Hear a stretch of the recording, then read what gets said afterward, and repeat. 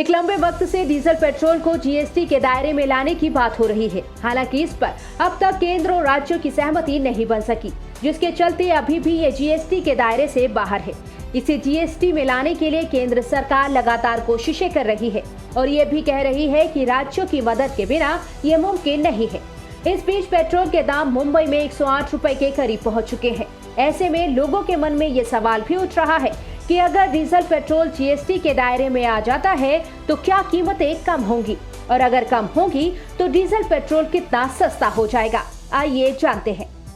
मौजूदा समय में डीजल पेट्रोल पर करीब 60% तक का तो सिर्फ टैक्स लगता है, जिसमें केंद्र सरकार और राज्य सरकार दोनों का हिस्सा होता है।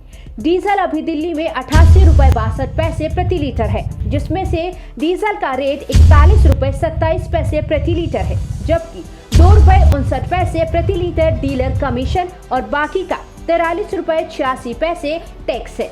वहीं बात अगर पेट्रोल की करें तो दिल्ली में इसकी कीमत 101 रुपए 19 पैसे है। इनमें से 41 रुपए 10 पैसे पेट्रोल का खर्च होता है और 3 रुपए 84 पैसे डीलर का कमीशन, जबकि बाकी का 56 रुपए 25 पैसे टैक्स होता है।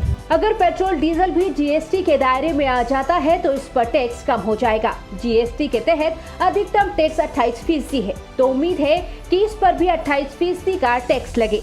ऐसे में डीजल पर लगने वाला टैक्स 43 रुपए 86 पैसे के बजाय 22 से 24 रुपए के करीब हो जाएगा। वहीं पेट्रोल पर लगने वाला टैक्स 56 रुपए 25 पैसे के बजाय 25 से 27 रुपए हो जाएगा।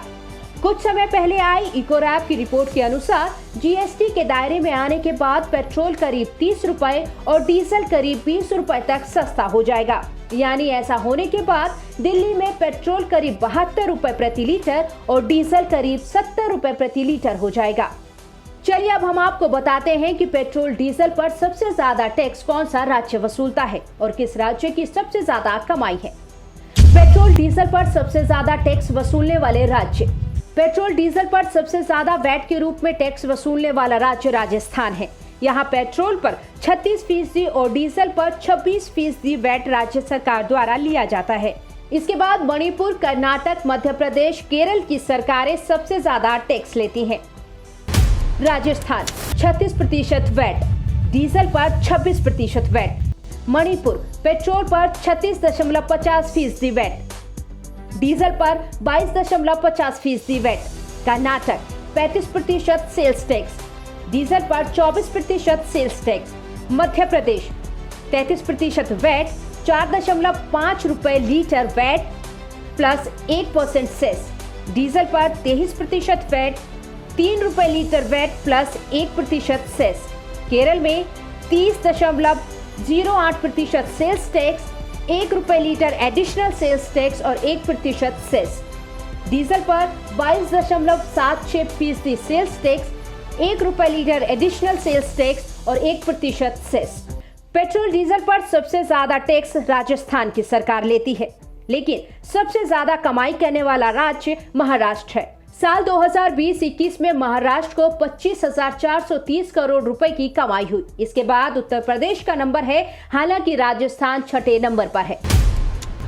महाराष्ट्र 25,430 करोड़ रुपए की कमाई, उत्तर प्रदेश 21,956 करोड़ रुपए की कमाई, तमिलनाडु 17,063 करोड़ रुपए की कमाई, कर्नाटक 15,476 करोड़ रुपए की कमाई, गुजरात 15,141 करोड़ रुपए की कमाई, राजस्थान 15,119 करोड़ रुपए की कमाई, मध्य प्रदेश 11,908 करोड़ रुपए की कमाई, आंध्र प्रदेश 11,041 करोड़ रुपए की कमाई। अगर पेट्रोल डीजल के दाम जीएसटी के दायरे में आते हैं तो ये जनता के लिए बड़ी राहत लेकर आएगा।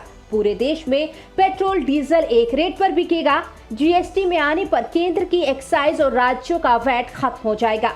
जीएसटी का सबसे बड़ा स्लैब 28% है, जो आज लग रहे टैक्स से काफी कम है। हर राज्य में पेट्रोल डीजल पर अलग अलग टैक्स है। अगर पेट्रोल डीजल को जीएसटी के दायरे में लाया गया तो केंद्र और राज्य सरकारों को 4.10 लाख करोड़ के राजस्व से वंचित होना पड़ेगा। हमारे चैनल को लाइक, शेयर और सब्सक्राइब जरूर करें और नई अपडेट्स के लिए बेल आइकन दबाना ना भूलें।